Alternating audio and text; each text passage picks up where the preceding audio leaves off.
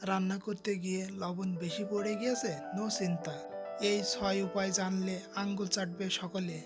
খাবারে লবণ বেশি হয়ে গেলেই খাবারটা মাটি হয়ে যায়।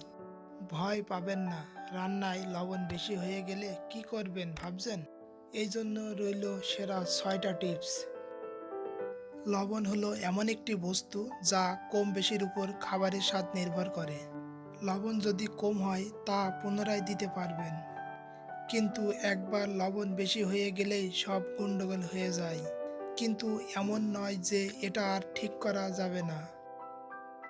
টিপস নাম্বার 1, খাবারের নোনা ভাব কাটাতে টক জাতীয় উপাদান ব্যবহার করুন।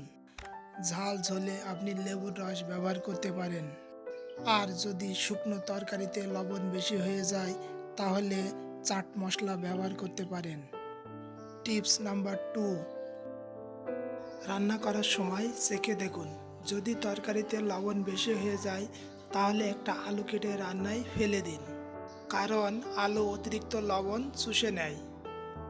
টিপস নাম্বার 3, ডাল তরকারিতে যদি লবণ বেশি হয়ে যায় তাহলে অনেক চিন্তায় পড়ে যান। এই চিন্তা দূর করতে পারে একমাত্র আটা।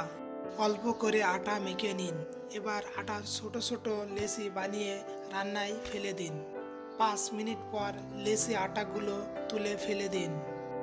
তারপর দেখুন তরকারি থেকে অতিরিক্ত লবণ চলে গেছে। টিপস নম্বর 4,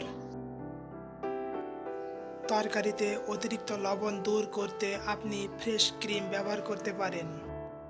চিকেনের যে কোনো পদ তৈরি করতে আপনি এই টোটকা ব্যবহার করতে পারেন। এতে চিকেন খেতেও ভালো লাগবে এবং অতিরিক্ত লবণের ভাবটা কেটে যাবে। টিপস নাম্বার 5, বাসায় গেস্ট এসেছে, রান্না করতে গিয়ে অতিরিক্ত লবণ পড়ে গিয়েছে, মোটেও ঘাবড়াবেন না।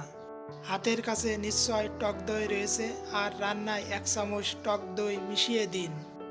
টক দইয়ের প্রভাবে অতিরিক্ত লবণের প্রভাব কমে যাবে। টিপস নম্বর 6, বাড়িতে যদি টক দই বা ফ্রেশ ক্রিম কোনোটাই না থাকে তাহলে দুধ মিশিয়ে দিন খাবারে। রান্নায় দুধ মেশালে অতিরিক্ত লবণের ভাবটা কেটে যাবে। যদি ভিডিওটা ভালো লাগে একটা লাইক দিতে ভুলবেন না।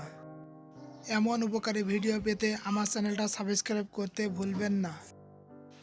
সকলে ভালো থাকুন, আল্লাহ হাফেজ।